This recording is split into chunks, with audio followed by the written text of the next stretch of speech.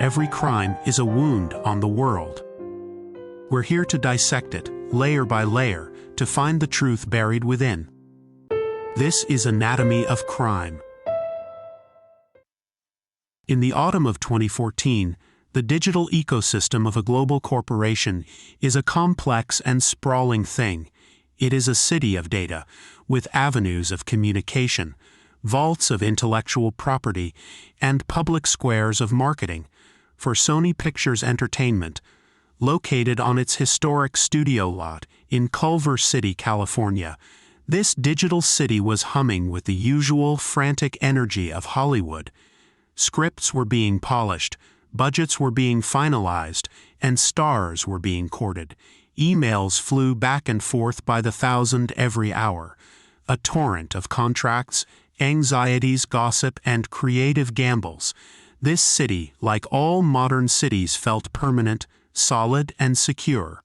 Its firewalls were the high walls of a fortress, its encryption the locks on the vaults. Inside, nearly 7,000 employees went about their business, secure in the knowledge that the digital ground beneath their feet was firm. They had no idea they were living on a precipice. They couldn't know that for months, unseen intruders had been walking their digital streets. These weren't common thieves looking to snatch a wallet or a car. They were cartographers of chaos, meticulously mapping the city's infrastructure. They moved silently through the network's back alleys, learning the guard rotations, copying the keys to every door, and identifying the load-bearing walls of the entire system. They were patient, they were thorough, and they were motivated by something far more volatile than greed. They were motivated by ideology and insult. The citizens of this digital metropolis were about to discover that their fortress was made of glass, and the intruders were holding a hammer forged in the fires of geopolitical fury. This is the story of a crime that had no physical weapon, no getaway car, and no ransom note in the traditional sense. Its crime scene was a network of servers, and its victims were not just a corporation, but privacy, reputation, and the very idea of artistic freedom.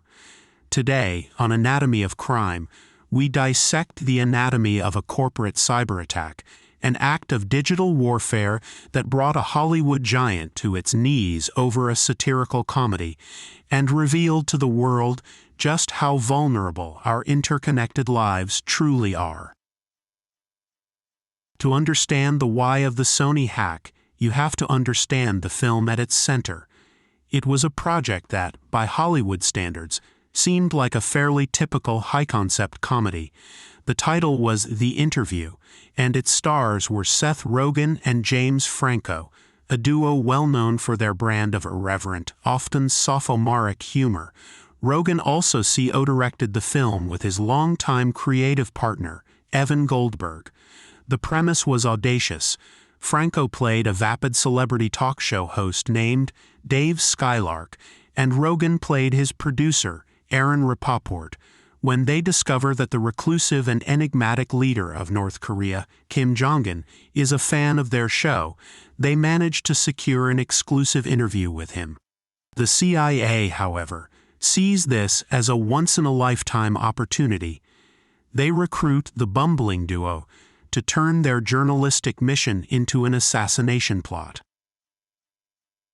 The script was filled with the kind of jokes one would expect, gags about pop culture, media personalities, and the absurdity of the situation. But its central plot point, the depiction of the assassination of a sitting world leader, was a line that Hollywood, for all its boundary pushing, had rarely, if ever, crossed so explicitly. The character of Kim Jong-un was portrayed not just as a dictator, but as a complex, almost sympathetic figure who loves Katy Perry and margaritas. Before the film's climax, depicted his head graphically exploding in a fireball as his helicopter is struck by a tank shell. It was this scene, this image, that would become the casus belli for an international incident. For Sony Pictures, the film was a calculated risk. It was a mid-budget comedy, with a budget of around $44 million, that they hoped would perform well with its target demographic. Early on, there were internal discussions about the potential for controversy. Emails that would later be leaked show Sony executives debating the tone and, most critically, the graphic nature of the final scene. In June of 2014, with the film's marketing campaign beginning to ramp up, the first official response from North Korea arrived. It was not subtle.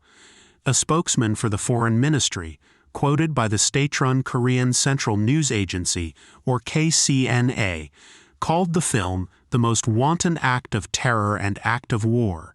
He promised a resolute and merciless response if the United States government allowed the film to be released. The statement went on to accuse the filmmakers of defaming the country's supreme leadership. In the rigid, totalitarian ideology of North Korea, the leader is a divine figure. To mock him is blasphemy. To depict his death is an existential threat. To the executives at Sony and the filmmakers, this rhetoric might have seemed like the saber-rattling typical of the isolated nation. It was easy to dismiss as bluster, perhaps even as unintentional guerrilla marketing that would generate more buzz for the movie. The North Korean government continued to escalate its condemnations.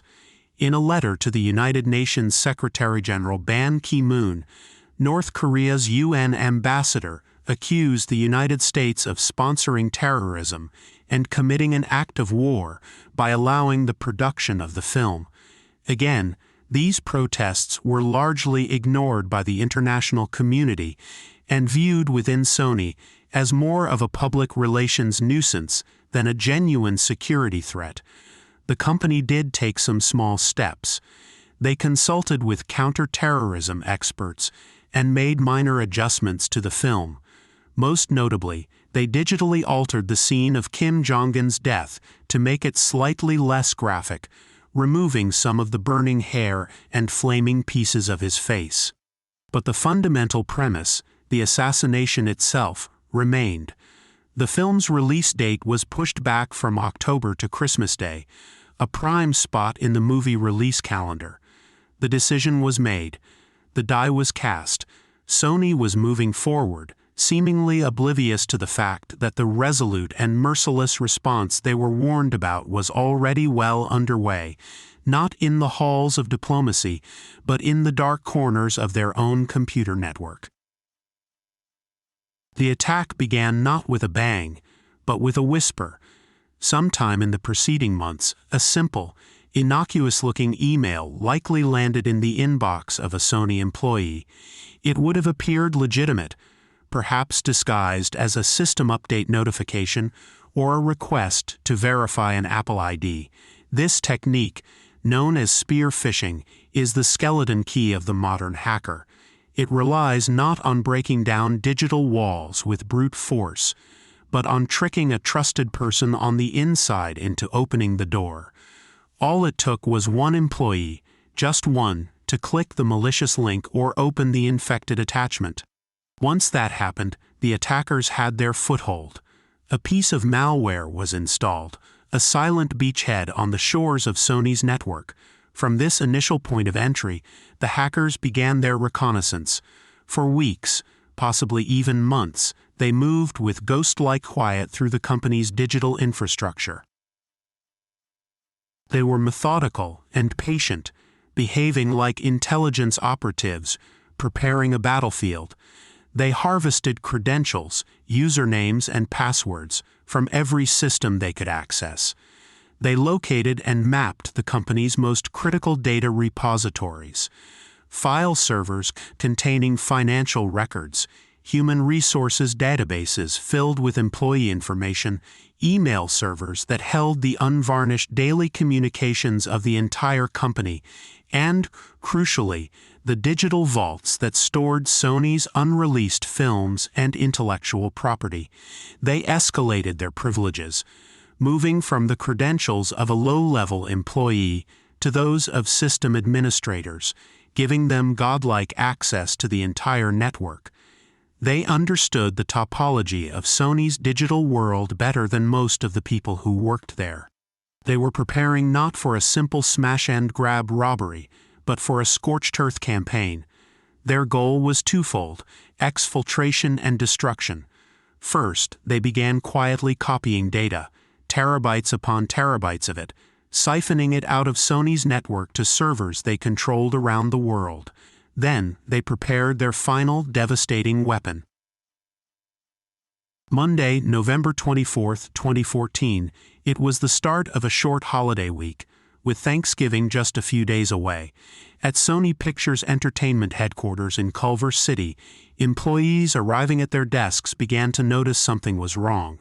Their computers wouldn't log on. The network seemed to be down. Then the image appeared.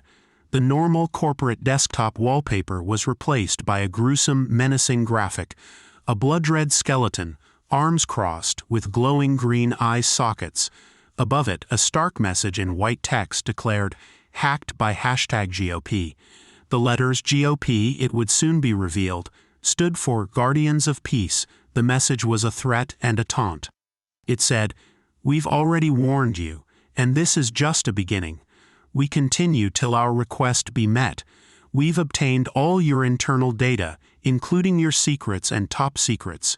It concluded with a list of file links, supposedly pointing to the stolen data, and a deadline. If their demands were not met, they would release the data to the world. Panic and confusion spread like wildfire. The company's IT department scrambled to understand what was happening, but it was too late. This was not a simple denial of service attack or a network outage. It was a complete corporate decapitation. The malware that had been silently residing on the network was activated. It was a wiper variant, a particularly vicious type of malicious code. Its primary function was not to steal data or demand a ransom, but to destroy it.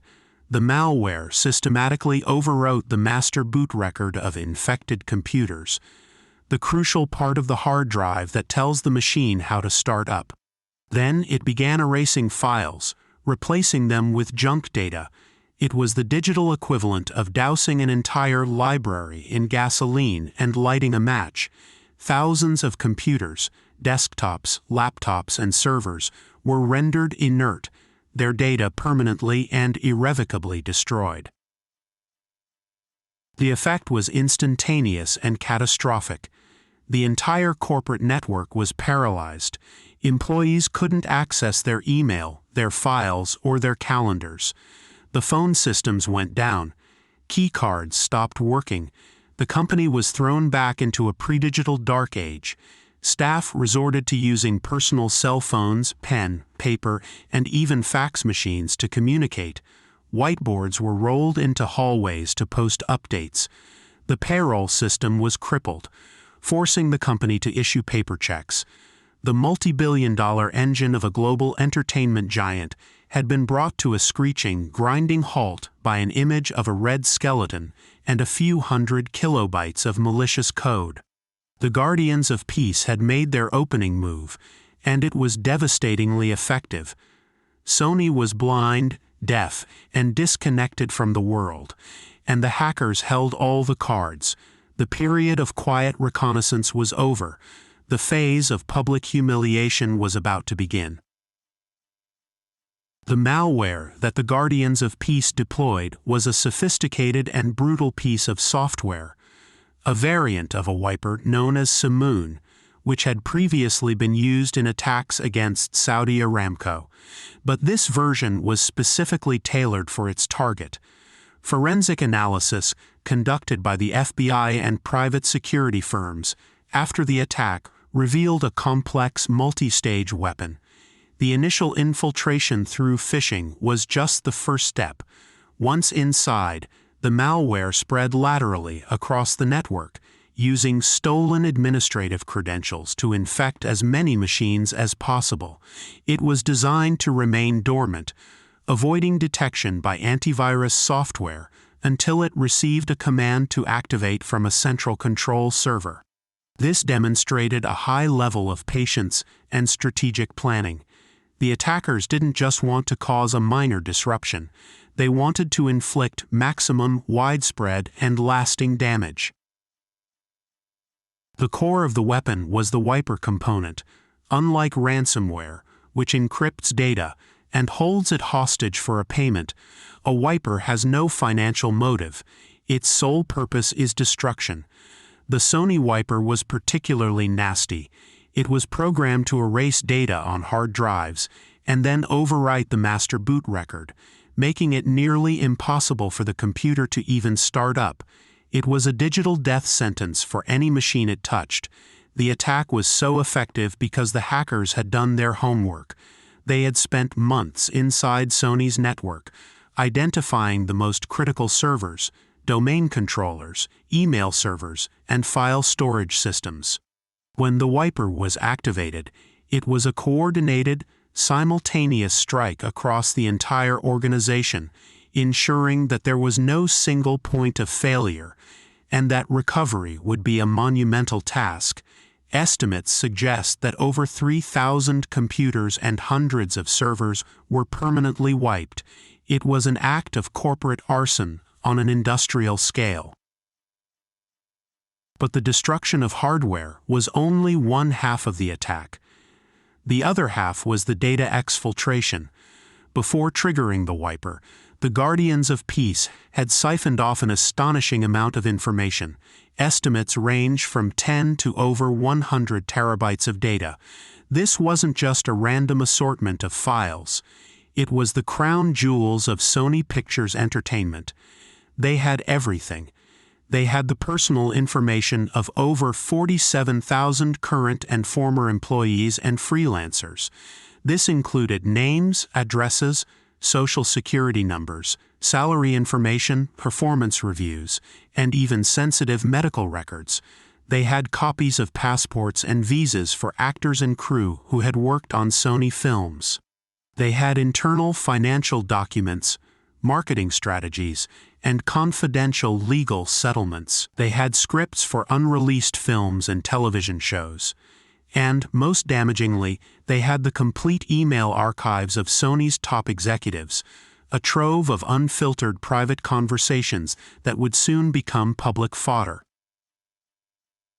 A few days after the initial attack, the leaks began.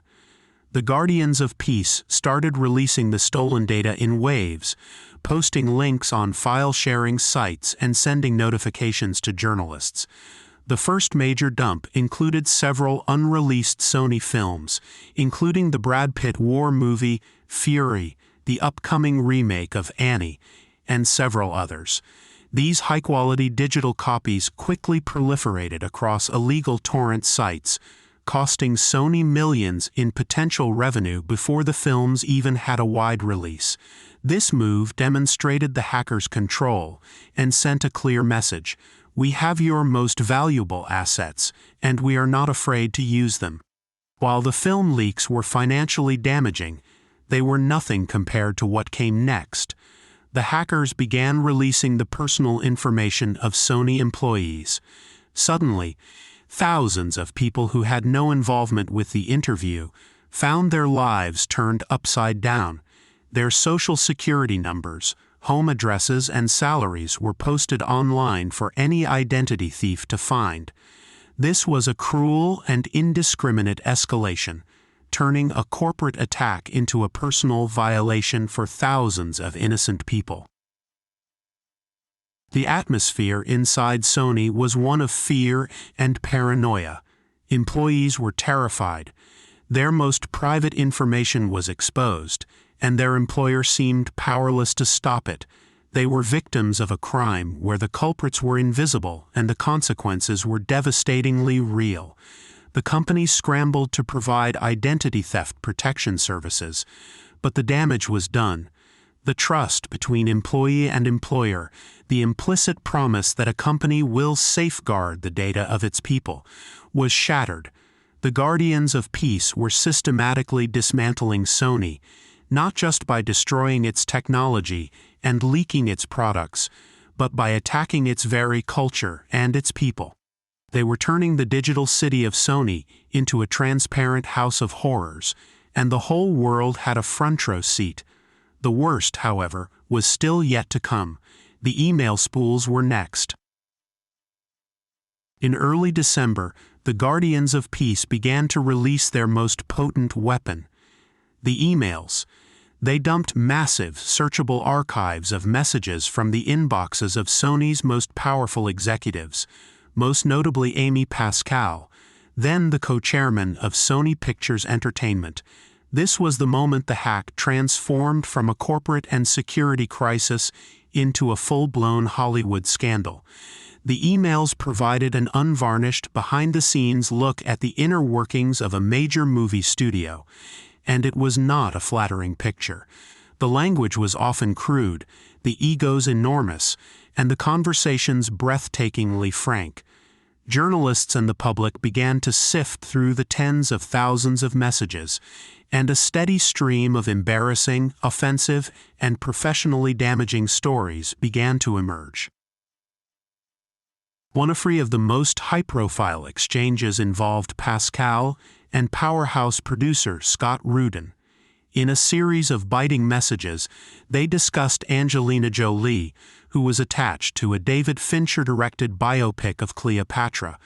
When Jolie expressed concerns about Fincher potentially directing a Steve Jobs biopic instead, Rudin exploded in an email to Pascal, calling Jolie a minimally talented spoiled brat with a rampaging ego.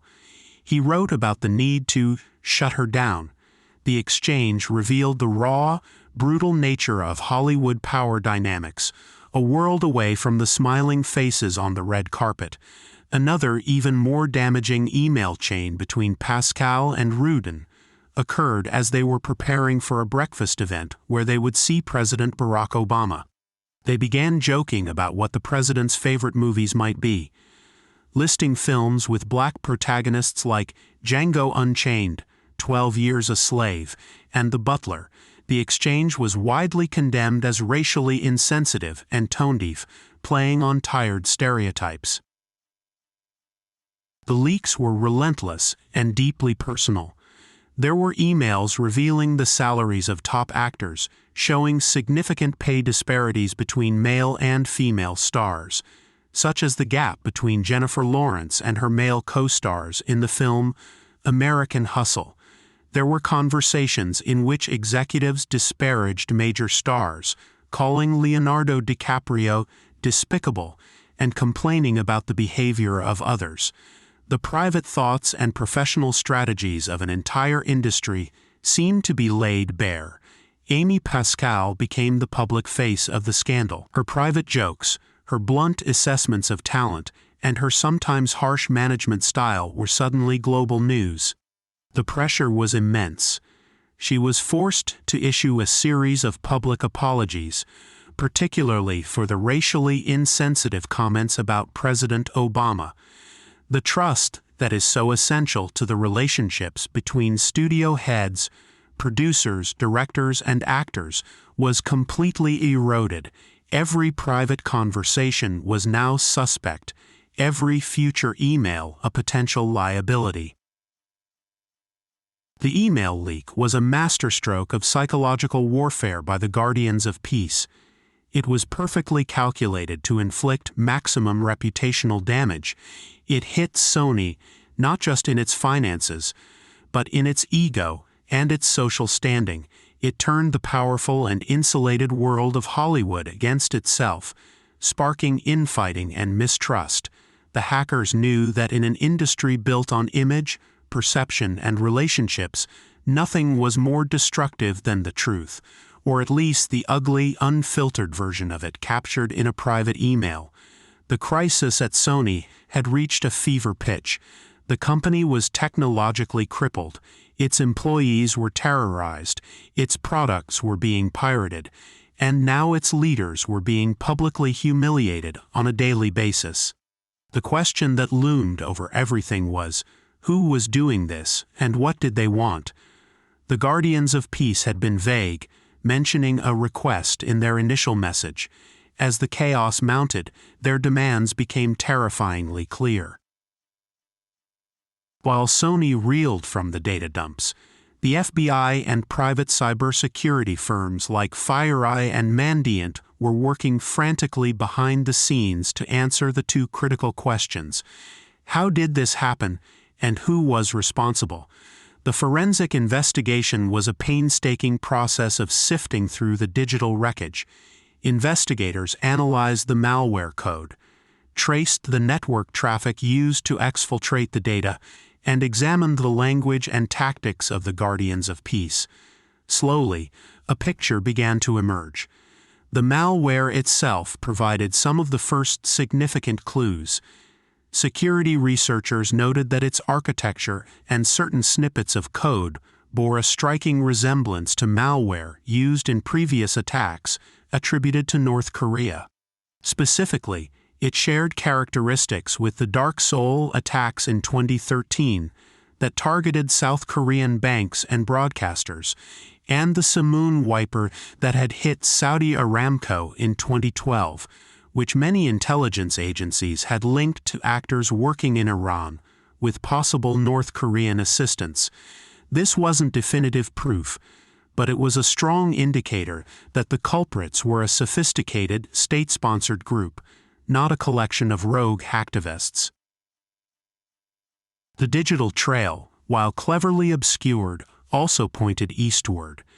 The attackers had used a complex web of proxy servers and virtual private networks to hide their true location, routing their activities through computers in countries like Italy, Poland, and Thailand.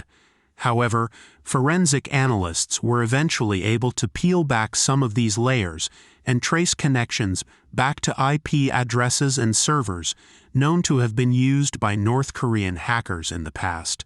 This was the digital equivalent of finding a specific type of shell casing at a crime scene that is known to be manufactured in only one place.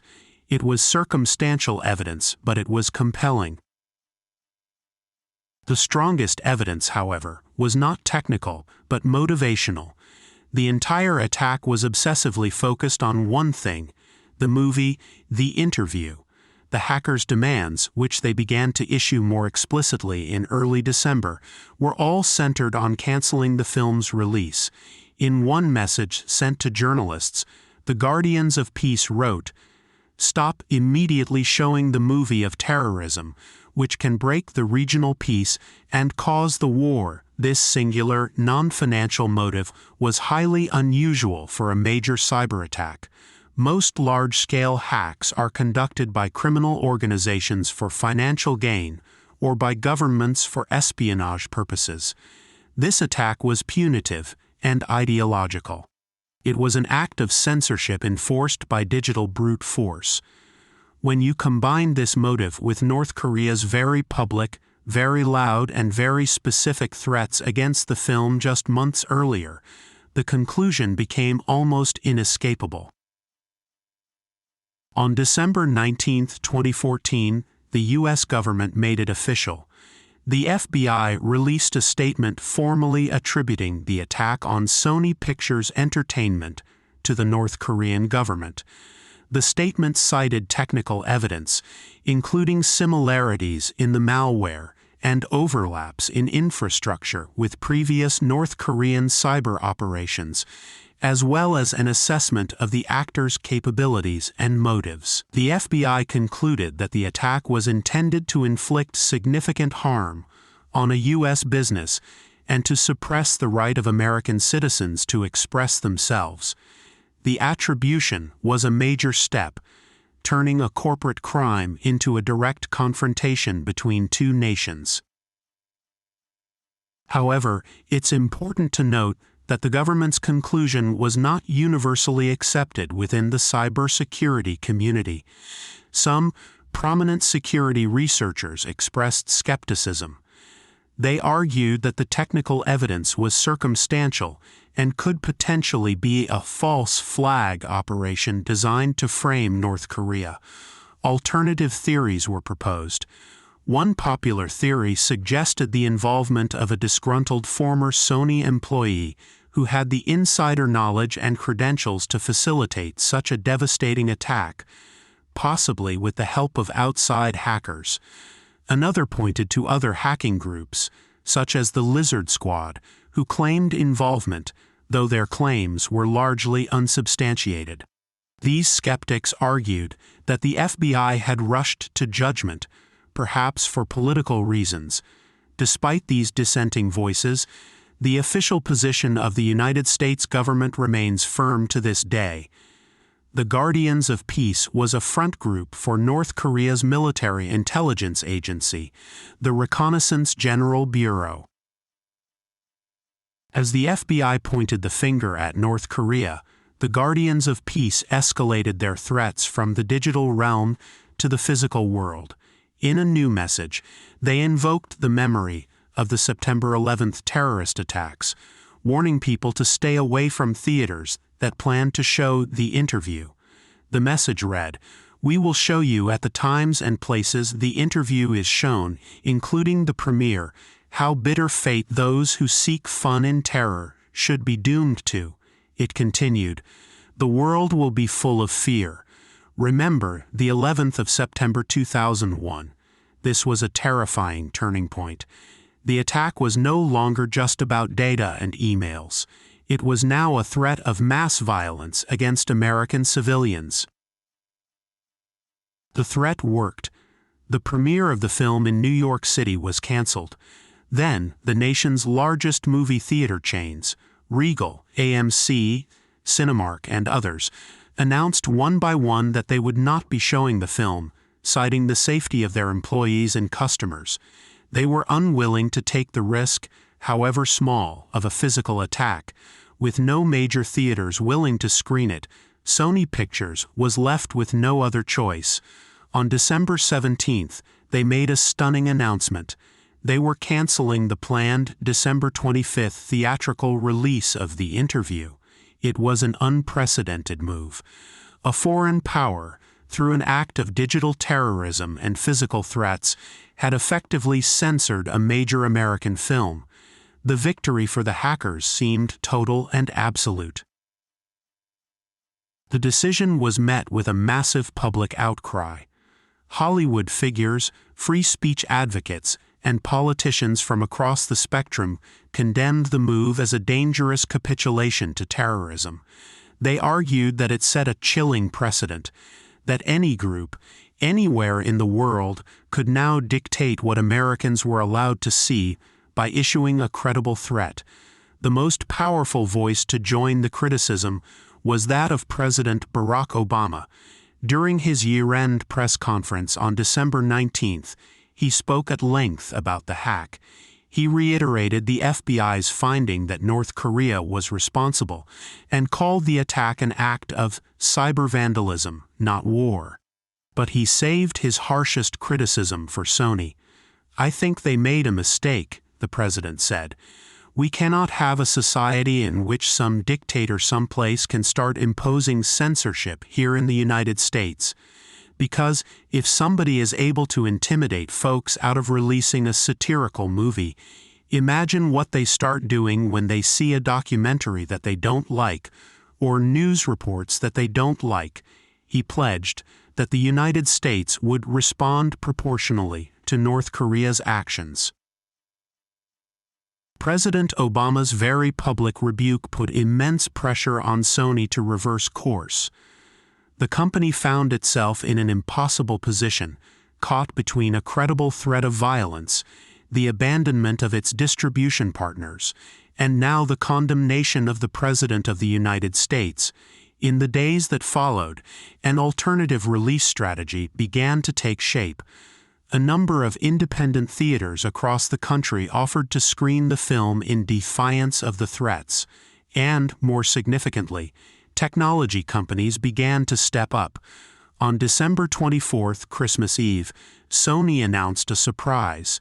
The Interview would be released after all. It would have a limited theatrical run in about 300 independent cinemas, but its primary release would be online, through video-on-demand services like Google Play, YouTube Movies, and Microsoft's Xbox Video, as well as a dedicated website.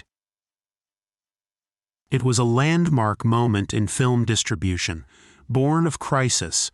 For the first time, a major studio film was being released simultaneously online and in theaters on a wide scale. The American public responded enthusiastically. People flocked to the independent theaters that were showing it, and it became a top seller online. The release was framed as a patriotic act, a defense of free speech against a foreign dictator. The interview itself, the silly comedy that had started this entire global firestorm, was almost secondary to the principle of its exhibition. In the end, it earned about $40 million from its digital release and another $12 million from its limited theatrical run, allowing Sony to recoup most of its production and marketing costs. It was not the blockbuster release they had originally planned, but it was a symbolic victory. Censorship had been defied. On January 2, 2015, the U.S. government followed through on President Obama's promise to respond. The Treasury Department announced a new set of sanctions against North Korea.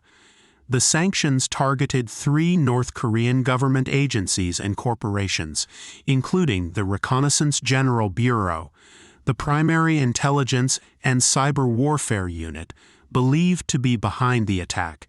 It was the first time the U.S. had imposed sanctions in direct response to a cyberattack on an American company. While the practical impact of these sanctions on the already heavily sanctioned and isolated nation was debatable, their symbolic importance was immense. The United States was officially declaring that state-sponsored cyberattacks against its corporate citizens would be treated as hostile acts and would be met with tangible, punitive consequences. The Sony hack had drawn a new line in the sand in the burgeoning field of 21st-century international conflict. The long-term fallout from the Sony Pictures hack was profound and multifaceted. For Sony itself, the financial cost was staggering. The company estimated the direct costs of the investigation and remediation of the attack to be at least $35 to $40 million in the immediate aftermath, a figure that likely grew over time. This included the expense of replacing thousands of computers and servers, hiring multiple cybersecurity firms to rebuild their network from the ground up, and providing identity theft protection for its employees. When you add in the lost revenue from the leaked films and the disrupted business operations, the total financial damage was likely well over $100 million.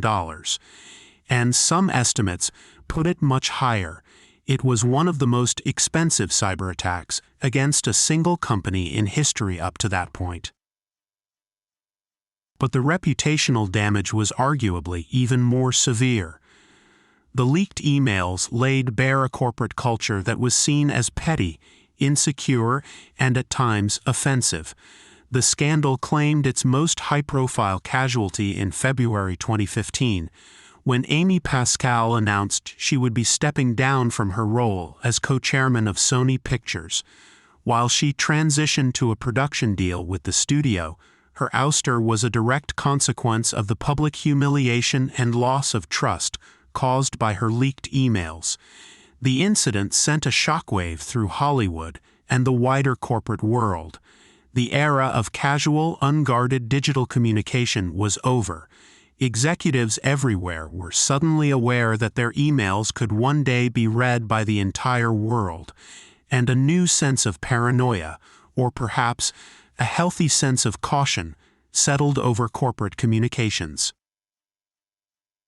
The hack served as a brutal wake-up call for corporate America about the new landscape of cybersecurity threats. It demonstrated that companies were now on the front lines of geopolitical conflicts. The attackers weren't just faceless criminals in a basement looking for credit card numbers. They were sophisticated, patient, and well-funded intelligence agencies of nation-states capable of launching attacks not for profit, but for political and ideological reasons. The Sony hack proved that any company, particularly those in media and communications, could become a target if its products were deemed offensive by an authoritarian regime. In response, corporations across the country began to pour billions of dollars into strengthening their cybersecurity defenses, treating it less as an IT issue and more as a critical component of national security and corporate survival. For the employees of Sony, the impact was deeply personal and long-lasting. Thousands of people had their most sensitive personal data stolen and exposed through no fault of their own. They were forced to deal with the stress and anxiety of potential identity theft for years to come. Several class action lawsuits were filed against Sony on behalf of current and former employees, alleging that the company had failed to take basic steps to protect their data. In 2015, Sony agreed to a settlement that could pay out up to $8 million to compensate employees for losses and preventative measures. It was a stark reminder that the victims of these massive data breaches are not just abstract entities on a balance sheet, but real people whose lives and sense of security are profoundly violated. The digital city was rebuilt with stronger walls and better locks, but the memory of its complete and utter violation would linger for a very long time. In the end, the anatomy of the Sony Pictures hack is the anatomy of modern warfare. It was a crime that defied traditional categories. Was it terrorism, vandalism, espionage, an act of war? It was, in fact, all of these things at once, conducted on a battlefield of fiber optic cables and servers. The weapon was malicious code, the ammunition was stolen data, and the objective was not to occupy territory, but to impose an ideology and silence expression. The Guardians of Peace achieved a stunning tactical victory in the short term, bringing a global corporation to a standstill and nearly succeeding in censoring a film. But in the long term, their actions triggered a massive backlash that ultimately ensured the film was seen by millions, more than likely would have seen it otherwise, and it awakened the United States government and corporate sector to the gravity of state-sponsored cyber threats. The case revealed the unique vulnerabilities of a free and open society.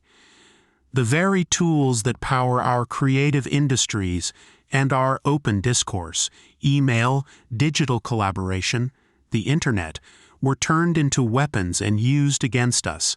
The hackers exploited not just technical security flaws, but human flaws, the impulse to gossip in an email, the tendency to click on a plausible-looking link, the fear of physical violence.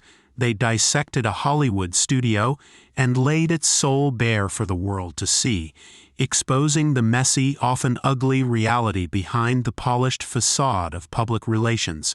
It was a demonstration that in the 21st century, the most damaging secrets a company holds may not be its trade secrets or its financial plans, but the unfiltered, private thoughts of the people who run it.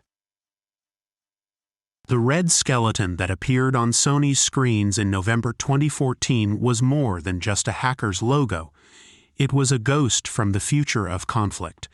It represented a new kind of asymmetric warfare where a small, isolated nation could reach across the globe and strike a symbolic blow against a superpower, not with missiles or bombs, but with keystrokes.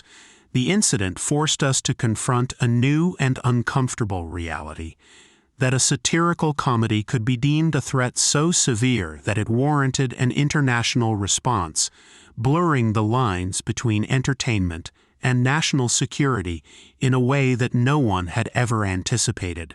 The digital city was rebuilt, but its citizens would never again feel the same sense of safety. They now knew that the walls of their world were made of glass, and that stones could be thrown from anywhere on Earth.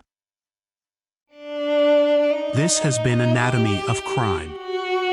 where the truth is never simple, but always worth seeking. Did I